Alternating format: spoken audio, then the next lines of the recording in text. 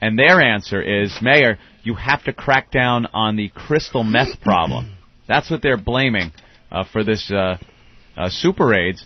They're saying that crystal meth leads to this promiscuous, unprotected, gay sex. I don't know about that.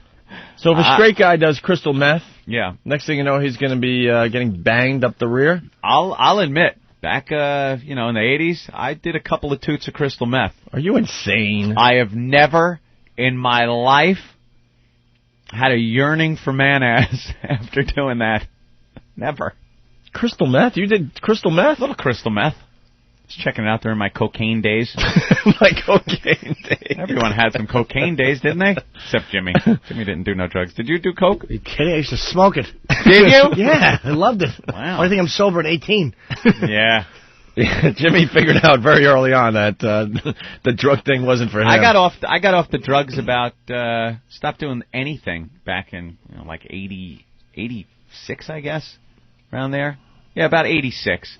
It was a short-lived period in the 80s that I was doing some coke and smoking it, freebasing it up, and and then my brother would bring home some crystal meth.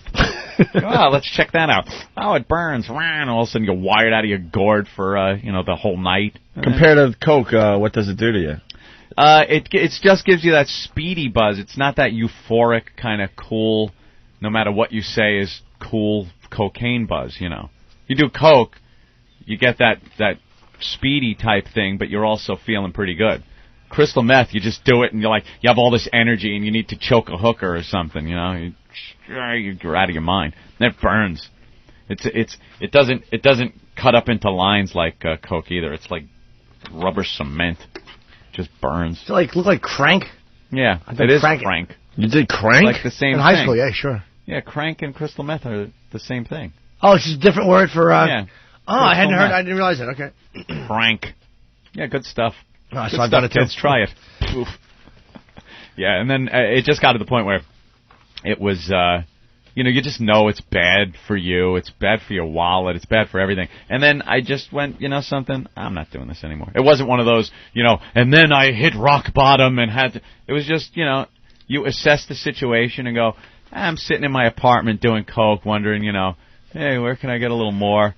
You kind of look at the carpet and notice a big pretzel salt fell on the floor, and you're kind of eyeing it like, I could put that in the pipe and see if it melts into the screen.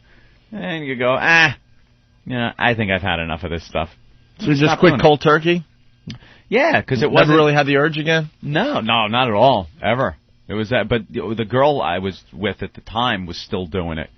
So that kind of broke up that relationship, too. She wouldn't stop. And I hadn't become like one of those, and you will stop doing it. But I'm like, something? I tried instilling my wisdom on her, saying, maybe you shouldn't be doing this. It's really not good. It's, you're spending your money on it and stuff. And she said, all right, I'm not going to do it anymore. And then she'd come home, and her jaw is going a mile a minute, and her eyes are all open, and she's trying to say she wasn't doing it. So I'm like, all right. Time to move on. Same chick I hit with the homemade stun gun. Oh, really? Yeah. Carrie, her name was. Why did you hit her with the stun gun again? I forget this story. I want to see if it worked.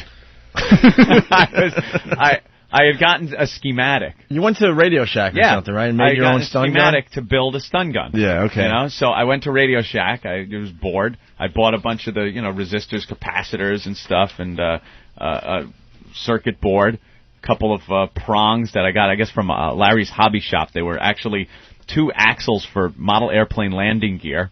I got the plastic case from Radio Shack, the little blue cases and the buttons and stuff, and soldered it all together. And I guess I didn't have the contacts close enough together where they would arc when you hit it, because, a stun gun goes bzz, bzz, so it wouldn't arc. So I didn't know if it worked or not. So she was sitting on the couch, and I was sure if I built it, it wasn't going to work. And I kind of just touched her leg with it and hit the button. Oh, bam! She's down. She just went down. Did she flop like a fish? No. It didn't have the real power of a professional stun gun. So she didn't go out or anything like that. But it shocked the shit out of her. And she was pissed. She starts crying. I felt all bad that I hit her with the stun gun. That's insane. But there was this little bit of pride that I had that it actually worked. Of course. That I soldered it together myself, and it actually worked. What a tool. Then we did more coke. The good old days. You broke out the bag of coke and everything was okay, right? Then everything's fine again. That solved that fight. Sure. Anthony from Oceanside. What's up, Anthony?